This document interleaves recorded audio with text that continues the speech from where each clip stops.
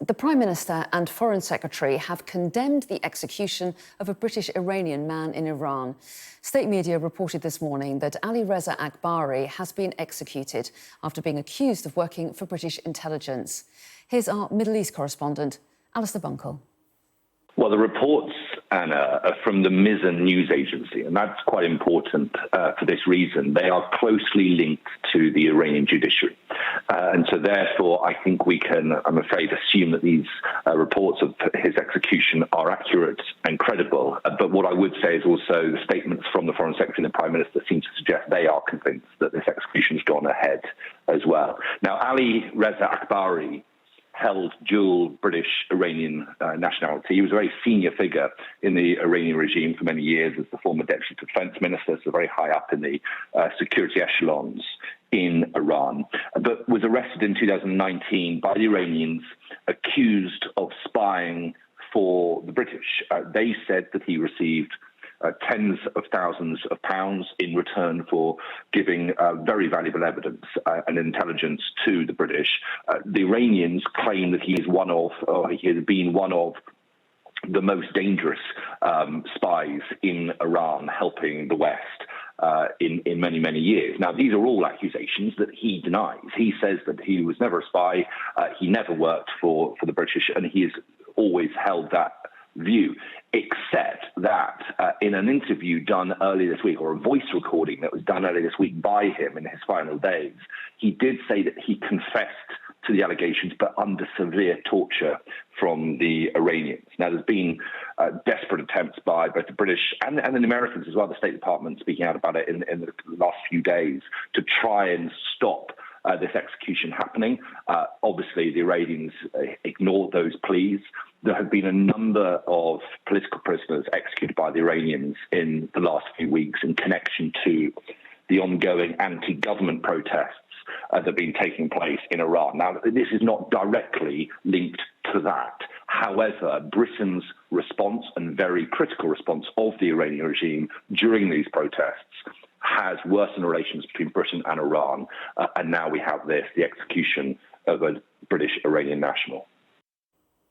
Well, in the last half an hour, Alicia Kearns, the head of the Foreign Affairs Select Committee, joined in the condemnation of Iran's regime. Our hearts go out to all those who know and love Alireza Akbari, but ultimately this is the continuation of the activities of a terrorist state. We have seen over the last few years the industrialization of hostage-taking by Iran. We have seen that they are responsible for the most attempted murders in the UK and the most successful number of assassinations across Western Europe. They are destabilizing, whether it be in Ukraine, Iran, Iraq. Their activities are heinous, and it's time, unfortunately, for us to change our posture towards them. So how should the UK respond? What should the UK do diplomatically now, do you think? So only the Foreign Office, because it is in constant dialogue with Iran, will understand what would really act to deter Iran further from the sort of heinous acts we've seen today. But there are a number of options available. So I've been calling for a long time now, since the start of the uprising, that essentially after every state murder, we must stand by the protesters in Iran who are just calling for an end to state repression and put in place sanctions against those responsible and supportive of those state murders. We can call in and expel their charge d'affaires. We can recall our ambassador. But two meaningful things would be, first of all, to close the Islamic Revolutionary Guard Corps' office in Maida Vale. The leader of that is directly appointed by the Supreme Leader of Iran, and that organisation is under investigation by the Charity Commission and is responsible for the spreading of the propaganda of the Iranian regime. And secondly, in Parliament this week, voices were united that we should prescribe the IRGC. And that would be fundamental, because it'd be a shift to recognise for the first time that states can conduct terrorism, but this is a terrorist state. Well, let's cross live to Westminster now and speak to our political correspondent, Rob Powell. So very strong condemnation there from the chair of the Foreign Affairs Select Committee, Rob. What other political reaction has there been?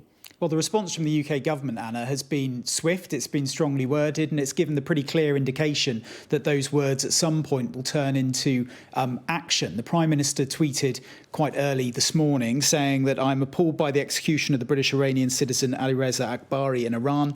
This was a callous and cowardly act carried out by a barbaric regime with no respect for the human rights of their own people. My thoughts are with Alireza's family, friends and family. We've also had a statement from James Cleverly, the Foreign Secretary, saying the execution of British-Iranian Alireza Akbari is a barbaric act that deserves condemnation in the strongest possible terms. Through this politically motivated act, the Iranian regime has once again shown its callous disregard for human life.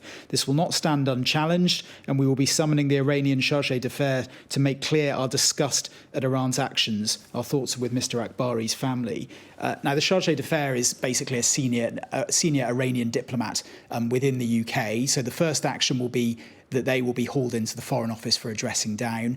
I think reading into those statements, though, and especially the emphasis on this not going unchallenged, we can probably expect further action from the UK government as well. Foreign Office sources say they won't preempt that with specifics, but clearly listening to Alicia Kearns there, Tory MP and a committee chair, she thinks that the options could include expelling that senior diplomat, recalling the ambassador, the UK ambassador from Tehran, going after an Islamic centre with links to Iran in North London, and even prescribing the IRGC, the Revolutionary Guard Corps, essentially one of the hardest line parts of the establishment in Tehran, prescribing them as a terrorist organisation. Now, the UK government says it's also working to support Mr. Akbari's family, but I think it's pretty clear reading into these statements that they believe this execution is a politically motivated act, and as such, it may well provoke a quite significant diplomatic fallout.